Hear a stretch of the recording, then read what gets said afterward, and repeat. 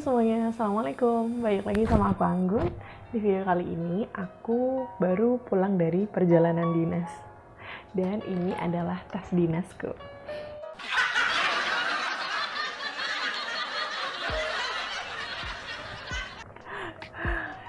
Ya, namanya ibu-ibu ya, ibu rumah tangga ya. Kemana lagi kalau bukan ke pasar atau ke supermarket buat belanja. Nah, kebetulan sistem yang aku terapkan di rumahku ini adalah belanjanya mingguan. Jadi setiap seminggu sekali, di mana suamiku libur, setiap weekend, aku selalu menyempatkan diri untuk ke pasar untuk belanja keperluan selama 1 minggu itu. Nah, aku karena seminggu sekali belinya, jadi aku selalu simpan mereka dengan cara yang rapi, bersih, dan tertutup supaya lebih awet selama 1 minggu. Jadi selama 1 minggu itu aku nggak heboh belanja tiap pagi, nggak kebingungan karena stoknya itu masih ada dan masih bagus, itu sih. Nah, di video kali ini aku mau sharing ke kalian gimana caranya aku memanage semua perintilan isi dalam belanjaan ini, dan juga gimana caranya aku untuk menyimpan berbagai macam bumbu dapur supaya lebih awet, tahan lama, dan masih bagus meskipun masih dalam waktu seminggu lebih. So, ikutin video ini sampai habis ya guys. Aku mau cerita dulu, untuk seminggu ini biasanya aku budget 100.000 untuk belanja semua keperluan. Tapi sih biasanya kurang ya, terutama di bagian ikan. Karena ikan di sini mahal. Kebetulan aku tinggal di Tuban mulai kurang lebih 1 tahun ini jalan. Dan memang ada berbagai macam perbedaan harga yang mungkin sedikit buat aku shock. Karena di tempatku sebelumnya itu nggak semahal-mahal seperti yang di sini. Ya meskipun nggak beda jauh, tetap aja sih ada selisih gitu. Nah makanya dengan belanja di pasar itu 100.000 bisa dapat lebih banyak daripada belanja sama ibu-ibu yang setiap paginya datang kayak gitu. Nah aku mau share ke kalian, aku habis belanja apa aja. Di sini pertama aku uang 100.000 yang aku beli pertama kali adalah ikan. Nah, ikan yang paling sering aku beli adalah ikan lele. Ikan lele ini aku belinya langsung 1 kilo dan aku minta yang kecil-kecil karena supaya lebih dapat banyak gitu. 1 kilo ini kalau di sini harganya 25.000 tadi pagi aku beli. Gimana? Itu mahal atau enggak? Tergantung daerahnya sih ya. Kalau misalnya di sini 25.000. Oke, udah dapat 1 ikan. Kemudian yang paling banyak kedua adalah belanja sayuran, semua barang-barang yang nabati ini. Kebetulan bawang merah aku habis, jadi di situ mungkin dia bikin mahalnya di situ. Ada sayur bayam, sayur sawi, sayur kol, wortel, tahu, tempe. Kemudian ada apa lagi nih? Bawang merah. Semuanya habis 47.000. Teng-teng. 47.000 habis di situ. Kemudian aku beli karena aku ibu-ibu milenial yang jarang pakai bumbu yang rumit, jadi aku selalu sedia kayak bumbu racikan jadi gitu, dan aku selalu beli. Sayur yang paling sering aku bikin adalah sayur bayam, sayur sop, dan sayur asam. Mungkin yang paling sering ya karena anakku masih suka yang bening-bening kayak gitu, jadi aku masih beli bumbu raciknya. Kemudian karena keluarga aku nggak doyan pedas, nggak doyan sambal, jadi kadang aku beli sambal pecel. Kadang kalau misalnya untuk bikin pecel-pecel gitu sih setiap pagi, masakan yang simpel. Kemudian aku beli daun-daunan kayak bawang pre, daun bawang, seledri itu 4.000. Kemudian aku juga beli kentang di sini 1/4 isi 2 biji. Harganya juga 4.500. Baiklah, jadi tadi sisa berapa tuh? Intinya aku tadi ada sisa 11 atau 12.000 dan aku pengen beli mangga sebenarnya, tapi karena uangnya takut gak cukup, akhirnya aku pulang aja. Ya, nunggu belinya ntar di toko buah sekalian sama anakku. Biasanya anakku doyan banget buah dan dia yang milih biasanya mau buah yang apa gitu. Oke, jadi belanjaan yang tadi udah aku tata di sini semua. Ada sayur, tempe, tahu, bawang, wortel, dan daun-daunan. Nah, yang perlu kita olah di sini adalah pertama sayur mayur dulu. Sayur mayur ini biasanya aku akan potong-potong langsung, kemudian aku masukkan ke dalam plastik putih atau plastik bening. supaya nanti ketika masak langsung dieksekusi. Aku nggak perlu motong-motong lagi setiap paginya.